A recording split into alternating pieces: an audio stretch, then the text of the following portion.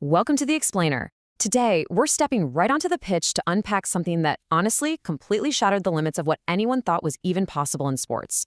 We're talking about a singular, historic achievement in cricket. It's basically a sporting marathon squeezed into an absolute sprint that left the whole world breathless.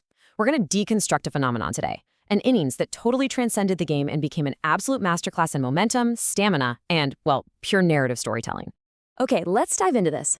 264. Just take a second to really absorb the sheer magnitude of that number.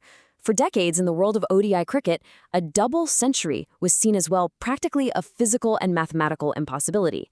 But 264, by one single player, it literally defies cricketing logic. It's this towering record that just completely overshadows the sport. So this brings us to the big question, right? And it's the fascinating narrative we're going to trace today. How do you actually build the highest score in ODI history? Because you don't just walk out there and start smashing every single ball to the boundary right from minute one. No way.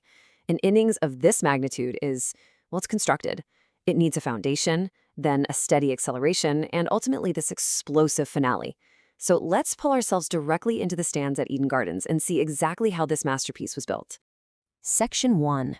The greatest ODI record, Eden Gardens, 13 November 2014. All right, so we're traveling back to the absolutely electric atmosphere of Eden Gardens. The player at the absolute center of our story, India's Rohit Sharma, facing off against Sri Lanka. And in this display of just unmatched endurance, Rohit faced 173 balls to rack up that unbelievable total of 264 runs. Let's take a look at how this incredible feat actually builds, literally from the very first delivery. Section 2.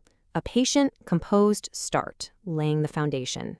You know, what makes this record so incredibly compelling is that it actually didn't start with fireworks. It began with this really quiet, methodical precision.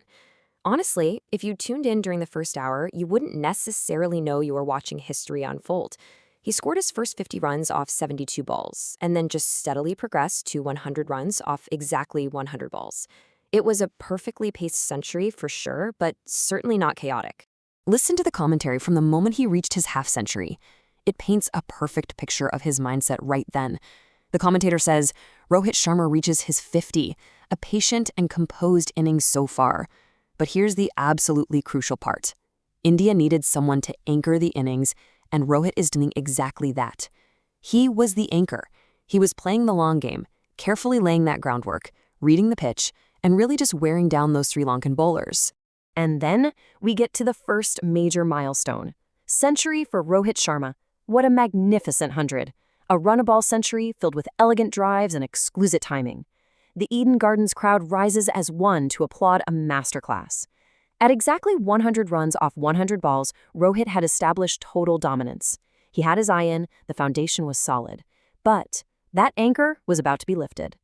Section 3. Accelerating into history. The pace begins to shift. Now, what's really interesting about this slide is how that careful, elegant batsman from the first 100 balls was about to shift gears entirely. Remember how it took 100 balls to get his first 100 runs? Well, Rohit secures his next 100 in just 51 balls. He absolutely rockets from 100 to 150 runs in a mere 25 deliveries. And then, from 150 to 200, it takes only 26 more. The scoring rate doesn't just increase here, it escalates dramatically. You can actually hear that momentum shift right in the commentary. 150 for Rohit Sharma. Now the acceleration has begun. Boundaries are flowing freely, and the Sri Lankan bowlers are running out of ideas. I love that. That phrase right there, running out of ideas, it just perfectly captures this mounting pressure. You almost kind of have to feel bad for the Sri Lankan attack, right? The steady rhythm of the game was unraveling into an outright nightmare for them, as Rohit just found the boundary almost at will. And then, the absolute explosion of joy and disbelief in the stadium.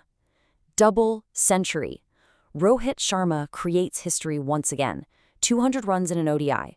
The crowd is on its feet, teammates are applauding from the dressing room, and Eden Gardens is witnessing something truly special. It took him 151 balls to get here. Look, for any other player on literally any other day, a double century is the absolute pinnacle. It's the end of the story. But Rohit, he wasn't done. Section 4. Unbelievable final sprint, breaking all known barriers. Okay, this is where the innings goes from great to legendary to just downright mythical. Listen to the sheer chaos and mayhem described here. 250 unbelievable scenes. Rohit Sharma becomes the first player in ODI history to cross the 250-run mark. At this point, the sport of cricket was in entirely uncharted territory. Like, no one had ever seen this before. The pacing at the end is just an absolute blur. He races from 200 to 250 in just 15 balls. Think about that for a second. 15 balls. From there, he pushes all the way to 264 by the 173rd ball. Finally, on the very last ball of the innings, he goes for yet another massive hit and gets caught. But the damage, this beautiful, historic damage, it was already done. He finishes with the highest individual score in ODI cricket history. To truly grasp the magnitude of this onslaught, we've got to look at the boundary statistics. 33 fours. Let me just repeat that. He hit the ball to the boundary, along the ground, 33 separate times. That is just insane. And to cap the whole thing off, 9 sixes. 9 times he sent that ball sailing completely over the boundary ropes. The sheer volume of scoring shots in this phase is just staggering. Section 5. Anatomy of the 264. The mathematics of momentum.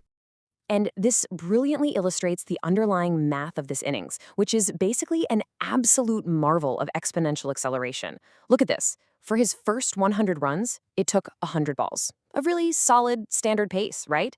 But for his second 100 runs, it took him only 51 balls. And for that final explosive push from 200 to 264, a mere 22 balls. The longer he stayed out there on the pitch, the faster he scored. He didn't just maintain his momentum, he literally multiplied it. The stark contrast here truly puts the whole narrative into perspective. You've got the foundation, the first 100 runs taking 100 balls. He's a patient, composed anchor. And then, the finale? His final 64 runs taking just 22 balls. It was this breathtaking strike rate at the end that totally flipped the script of the match from a steady build to an outright avalanche. It turned a great innings into arguably the single greatest ODI knock ever played. Which leaves us with this final, really provocative thought. We've seen the foundation, the acceleration, and that unbelievable sprint to the finish. We've seen the sheer, mind-boggling mathematics of 33 fours and 9 sixes. Rohit Sharma set a bar on November 13, 2014, that still stands towering over the sport today. Looking at the perfect storm of patience, timing, and late-game devastation required to pull this off, is 264 cricket's most untouchable record? It certainly makes you wonder what on earth it would take for anyone to ever eclipse this phenomenal achievement. Thank you so much for joining me on this explainer, and I really hope you found deconstructing this historic innings as fascinating as I did.